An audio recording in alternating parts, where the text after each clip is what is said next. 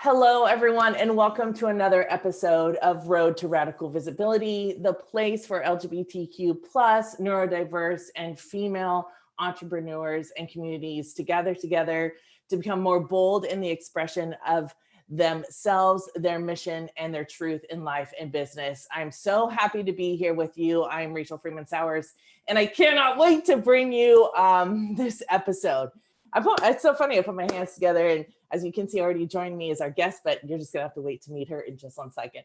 But just observing, putting my hands together, being ever so grateful for the show and for all of you that are listening. So thank you so much. My guest today is, wow, I didn't think I was gonna get emotional. So this is real. I'm not gonna edit any of this out. So if you're listening to this on the podcast, make sure to go and watch it on the YouTube channel. Hit that subscribe button. Anyway, I just feel so grateful and blessed to have found my mentor, Morgana McCabe Allan, who is my guest today. And I think the emotions come from just being so grateful and gratitude. I'm wondering if you have also, I'm getting tissue here, if you've also experienced these kind of emotions of gratitude, because when you do, it is an incredible, just overwhelming feeling in your body.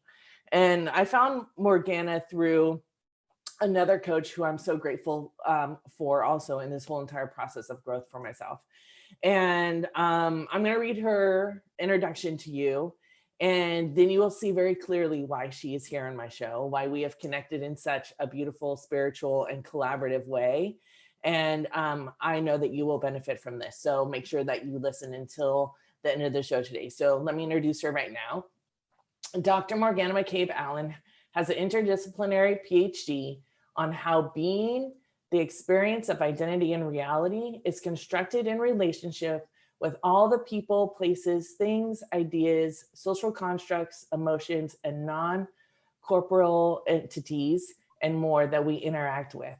Morgana helps aspiring entrepreneurs and frustrated entrepreneurs, which I was one of those, up to 7- and 8-figure business owners to understand the relationship between themselves, their work, and the world around them, opening them up to their potential with huge shifts in their experience of being in the world. Have you heard that before? Being in the world. That's what this show is all about. Through her coaching and mentoring, coaches, therapists, practitioners, and heart-centered providers can learn how to create internal abundance founded on serving soulmate clients as their higher self. It's all about opening up the capacity to receive, impact, and income with joy, freedom, and ease. So if you are an entrepreneur, a female entrepreneur, or I guess, or any entrepreneur that wants to start receiving and making that impact and income with joy, freedom, and ease, I want to encourage you to listen to the show. Thank you so much, Morgana, for being here. Thank you, thank you, thank you. Oh, thank you so much for having me. It's such a pleasure to be here. And I was getting emotional too as you were introducing me. Yeah, it's not uncommon for people to cry on this show. Yeah, well, I mean, it's also not uncommon for people to cry in my sessions. Yeah. It's just a big cry fest all around. Well, and as you and I both know, these emotions, they're not always sad. They're not always happy, but it's really important to express these things. And that's part of becoming visible. One thing I wanted to say really quick, I wanted to look here, is you said that I could also introduce you as this is my witch. Like, I love that so much because there's a spiritual component to entrepreneurship and there is a spiritual component to visibility. So I start out with this question with every single one of my guests. What does radical visibility mean to you?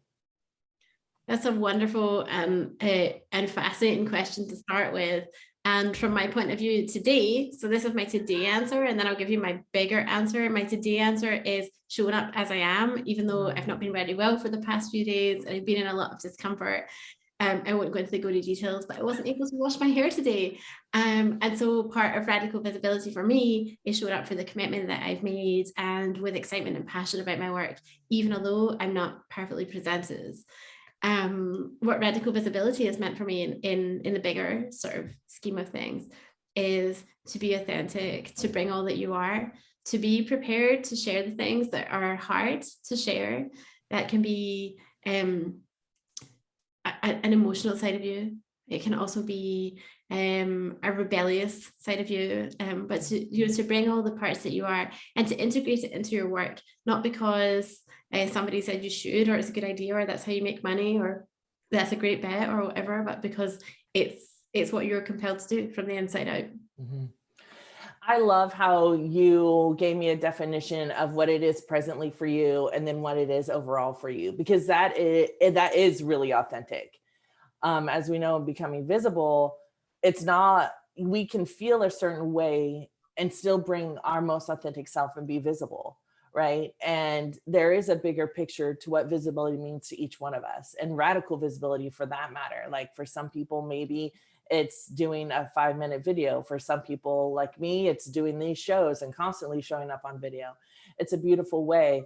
But I want to get back to these different kind of parts of ourselves and what makes up different parts of ourselves, and making sure that the audience does know and the viewers know that we're not talking about any kind of mental health, multiple personality thing.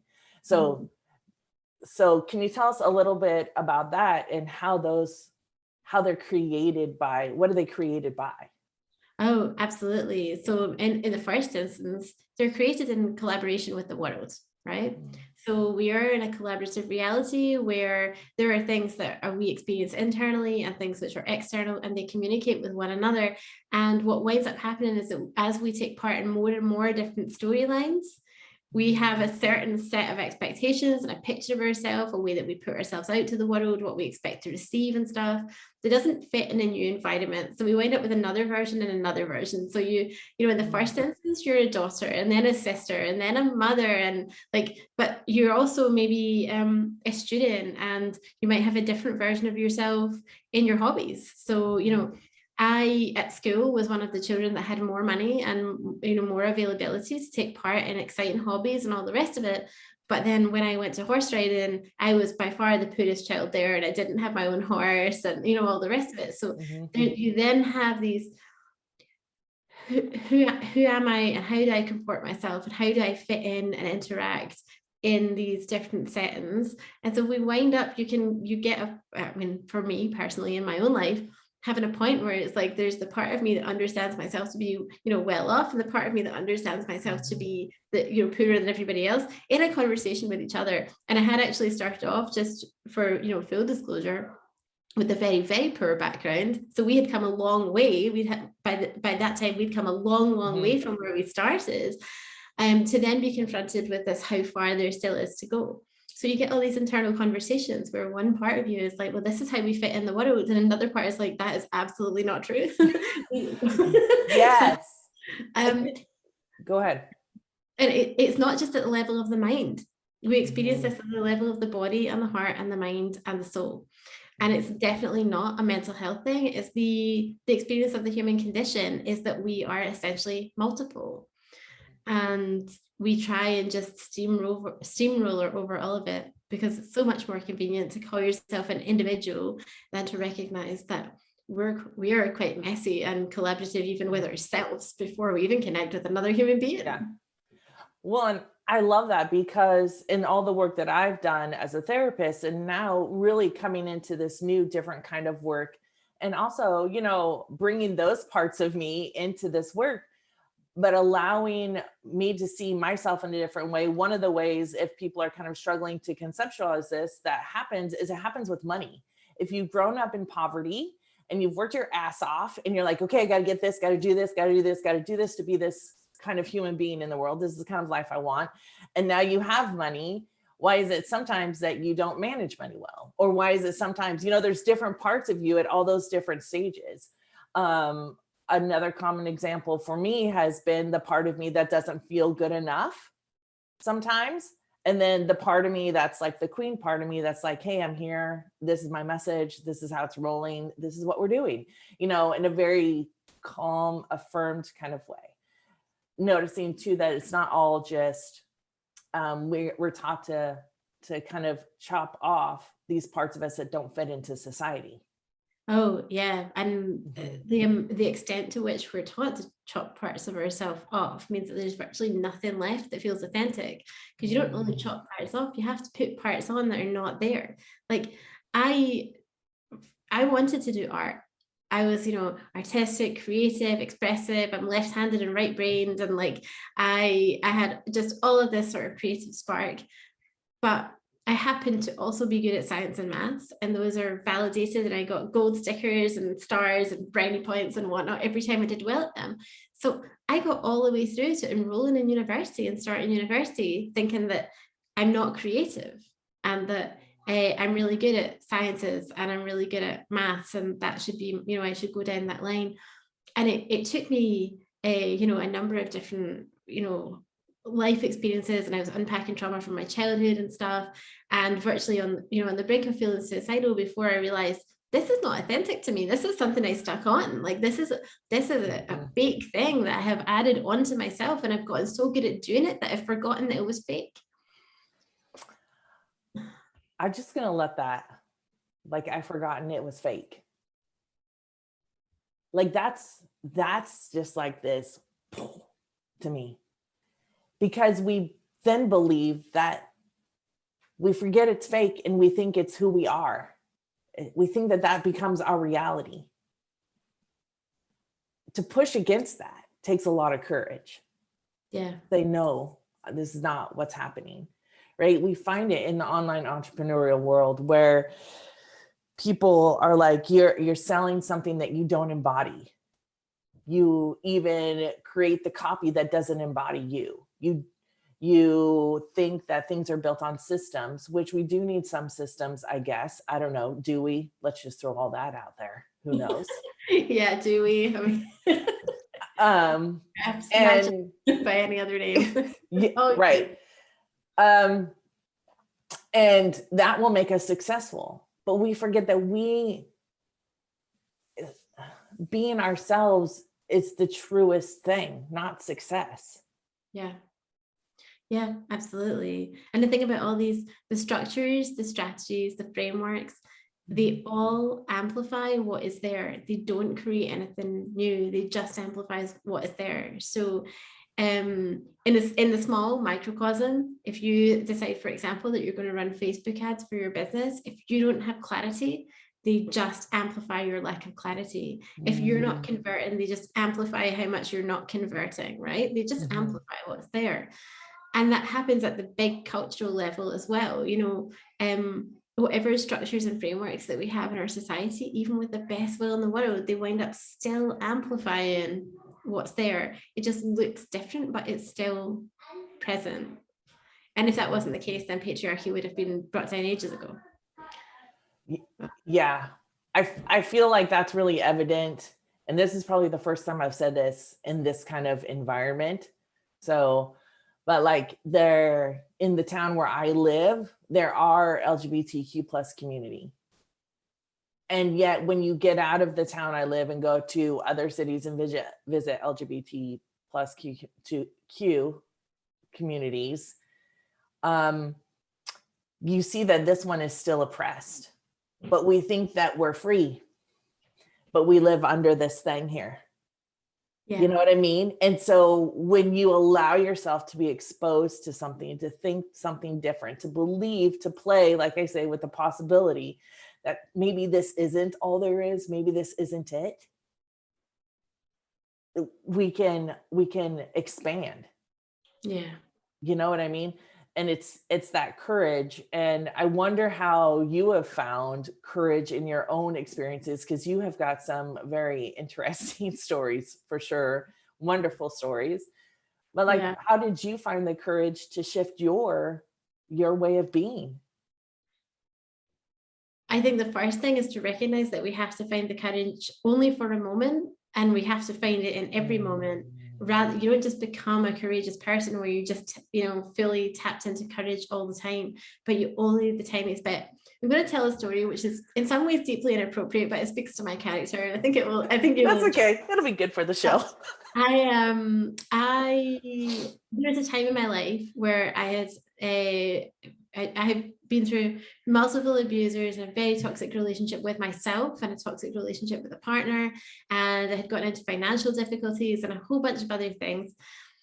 And I suddenly had this realization that I could become a stripper, because I really didn't have anything else to lose at this point. It was basically, it was as low as I could go. I could choose to end it all, or I could do something. And that seemed like, well, that's quick, easy. And it spoke to the abilities that I had because I had been to dance school, right?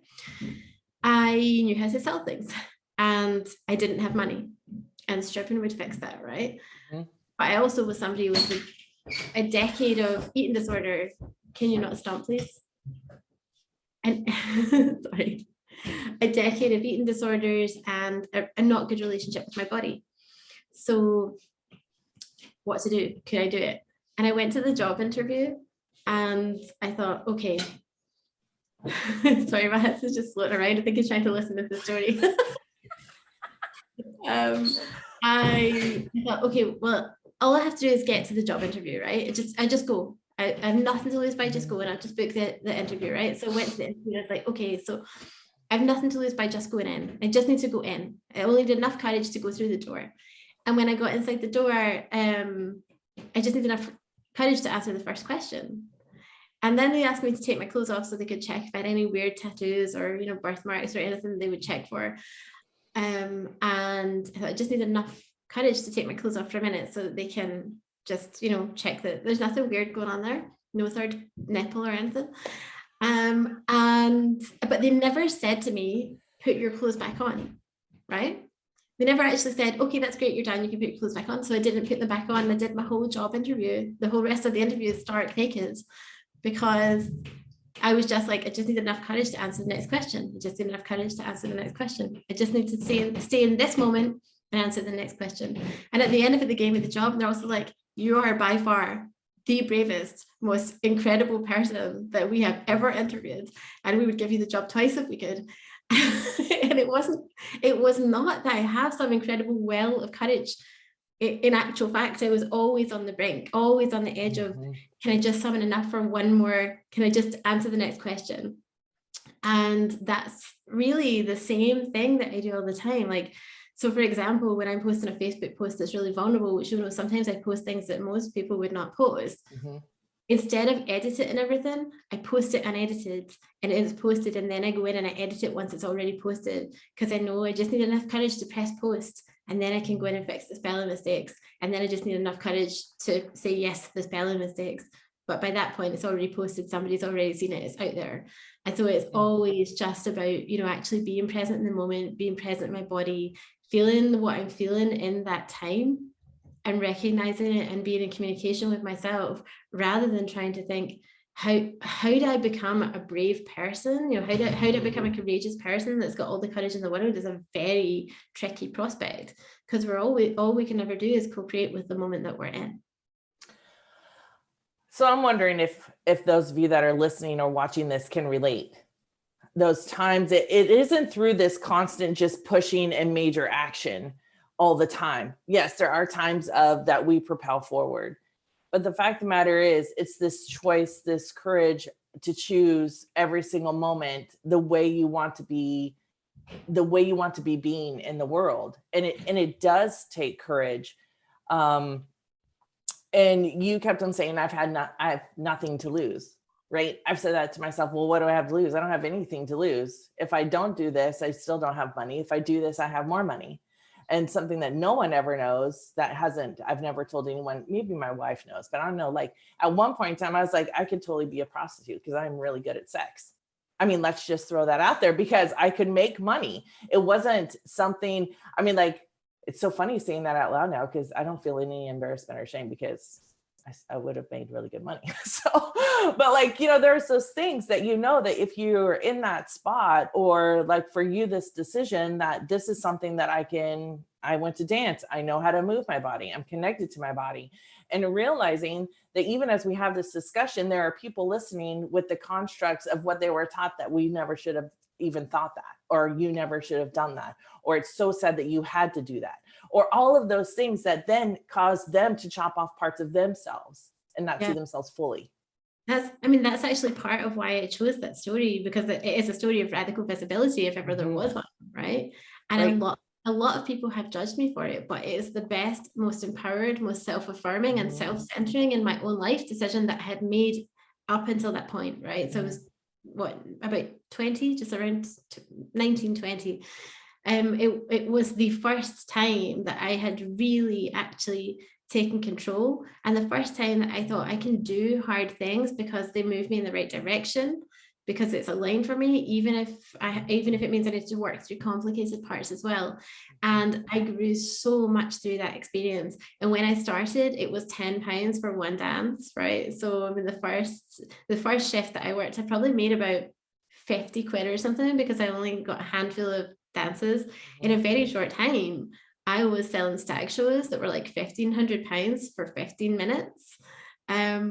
And that was for me and, you know, one or two other participants. It completely blew my mind how just by being in my power, being present, building relationships, being prepared to be seen and share who I really was, it changed everything. It changed everything virtually overnight. So then this just wants me to lead down into LGBTQ plus community. First and foremost, neurodiverse communities, obviously also, and then females. But for the LGBTQ plus community, you know, just think of all the things that we're taught. Just think of all the things that you've been taught that aren't acceptable, that aren't appropriate, that you're going to hell for. I just saw a TikTok video and she's like, oh, what? I'm going to go to hell? Well, I'm not going there. So, oh, you're going to threaten me? I'm going to go to hell again? Well, I'm not going there. It's almost like, you know, you just because it's told to you, we take it on as this is your truth. If you're like this, you're going to go to hell.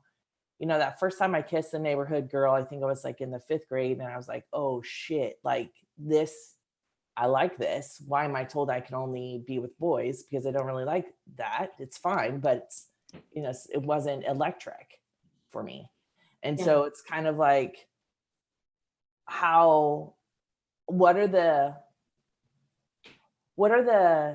things that we can do, like as LGBTQ plus people, and to create that courage for ourselves? So asking yourself that question, the audience, to ask yourself that question: what is the next step of courage? What is the thing that I have nothing to lose? And then where are the support systems in which you can be supported? And if you need a support system, you can reach out to me, DM me and email me or whatever. But like, these are the things we've been taught. There's something I would love to add to that. Yes, please. I'm also in the LGBTQ plus community. Although I have a cis male husband, I'm bisexual and very openly bisexual, and it's a present partner relationship. And I have been out for over 20 years. And I really want to highlight the fact that there's a cultural narrative you and I are aware of it because of our lines of work, where it's like, just go for it. The only thing that's stopping you is yourself, and you know, this kind of stuff. And I really just want to pause and take a moment to say that it is not on you to have to grow to meet where society is insufficient. So it's society is letting people down. Society is taking upon it itself, or you know, us as a collective, like collectively human beings have taken it upon themselves to say, this is not good enough, that's not good enough, that doesn't fit, this doesn't fit. And it's toxic for everybody. And then we then say, and it's you, the person that is suffering the most, that has to somehow overcome that and like fix the problem. And so I just really want to say that fundamentally, like I absolutely believe that there are ways to co-create incredible shifts in your life. And that, you know, it's the kind of thing that Rachel and I help people do every day, but also to recognize that it's okay to feel let down by society. And it's not for you to have to like fix everybody else. So we just say, maybe screw everybody else, but that doesn't always feel safe, or it doesn't always feel internally right. And that's okay too. And so for the people that are maybe not necessarily inside of the LGBT community, or who are not necessarily neurodiverse, or maybe even that are not women, or, you know, if anybody in your audience that happens to be watching this, we can all take a stand for each other's humanity and make the change at the social level, rather than putting it on just that each one individual to carry the burden of all of it is really heavy. Yeah. And I think that's, you know, I hear it so often. It's part of that, you know, it's, I'm responsible. People say to me all the time, well, I'm responsible for things that have happened to me. And to be completely honest, you're not. Yeah. You couldn't have done anything different because this is what you've been taught. Now, people will say, well, I am because I made the choices, but you only made the choices because what you were taught how to make the choices. Yeah. Yeah. People be like, yeah, I want to do the right thing. You always do the right thing if you're connected to yourself. If you are, and the right thing is variant. So it's very subjective. There's no, like we try to live in this dichotomous world and that's what we want to think we live in and we don't. Yeah. I mean, this is something, I'm writing a book right now about this, but it's something so that excited. It's something that we talk about a lot, because even when we think that we're taking off the limitation, it's kind of like there's another invisible glass ceiling that we don't know is there, because our culture is like a glass box. And in order to be able to fully break free of that, in order to make any kind of really radical change in your life, you have to not only take off the things that you can see that are holding you back, you actually have to take the whole glass box off. Now, it doesn't mean that you cannot then choose to keep the parts of it that serve you well, but you absolutely have to learn to see behind it. And so what so much of the work that's out there winds up doing is it tells you, yeah, so here's a great example, right? People leave their job because they recognize that it's constricting and it feels awful that I'm going to start a business and I'm going to do it my own way, but then they still overwork and underpay themselves, and they still have an employee mindset, and there's so many other things, and they're still frightened to show up. And these are things that we see every day, and it comes because you took off the visible part. You took off the part that you could feel was crushing you, but the invisible glass box is still there. That is the culture that tells you what to think and believe and how to behave and all the rest of it. So we actually have to dismantle that and then see what we can see beyond it. And it's challenging. It's hard work. It's genuine emotional labor. And it's also the most worthwhile thing you could possibly do with your life. Yes. I mean, like all day long. I was talking to a couple of friends and, they're asking me how I've gotten this far. And I've been experiencing an enormous amount of emotional well-being and financial abundance in the last few months. And I told them it's because you do the deeper work. And this kind of dismantling does feel risky. And when we understand that the dismantling has only our perceived identity, but not our real identity, we then begin to create the real identity. This shows up in communities as well as in business. The minute I decided to say and no longer hold back that I am a lesbian, I'm part of the LGBTQ plus community in my business, it began to really reach those people that I wanted to serve the most, right? Yeah. When I said I no longer have to do these things, which I've pretty much said my whole entire life. I've been bucking the system, rebelling, being aggressive, being too sensitive. All the things that people told me that weren't helpful to me have now become extremely helpful to me in living the life that I want to be living. So, this is why I'm working with Morgana. You can definitely see why this is, and because it is about a deeper process. And to be willing to say this, I know that this person can help me. I mean, I've waited for a mentor like this for a really long time, and I've been highly, highly selective. And everything has happened up until this point so that I could be at this point, right? And have this kind of way of being. So if you are listening or watching and you're like, I feel that trapped. I feel all this tension within me. I feel like I'm taking off these visible layers. Yes, I started a business. Yes, I said, okay, I'm going to say I'm a lesbian now, or I'm going to do this thing. And then you still find yourself coming up against that next glass ceiling. It's time to do the other work. And it's a beautiful kind of work too. So Morgana, do you have anything that you want to add before we just wrap this up? Well, I know we're going to come back for another episode where we're going to actually talk to people more about, how does some of it work? How can you start the process of doing that? So I don't know that there's necessarily anything else to say apart from, make sure you come back next time because today we talked a little bit about why we need the courage to start to take these things off.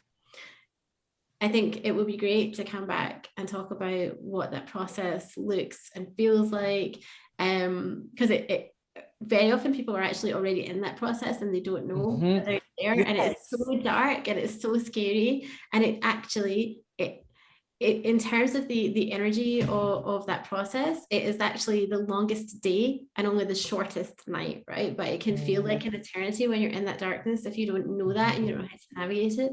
So lots of people that I encounter are actually already in the transformation. You know, they've done so much great work. They've got into the transformation, and then they're sort of stuck there in the chrysalis and they don't know how to come out of the dark. And so we're going to talk about some of these things, I believe, in our next time together. Yes, there will be a second part to this. And I love that you brought that up, because just yesterday, my client, she's like, I need to change the conversation I'm having in these areas. Like, she was able to say, these are the things. And she's like, I feel all this tension. I was like, stay in the tension because you're almost ready. Like, you're hitting this precipice. Like, you know, how many times have you told me this? Like, you're hitting this precipice and just, I'm here with you. Hold on. And we do a lot of work by ourselves. And I see people doing it every day. And then if you feel like it's time to take it to the next level, make sure to tune in on how you can start really deconstructing all the other parts and the process in which that happens. I want to thank you so much for coming on the Road to Radical Visibility show and podcast. It's such a wonderful honor to have you here. And I can't wait till our next session or our next episode. So in this video, like I end every single video, please make sure to stay true to yourself, be kind to others, and always, always, always honor the wise one that is within you. I'll see you in the next episode. Bye.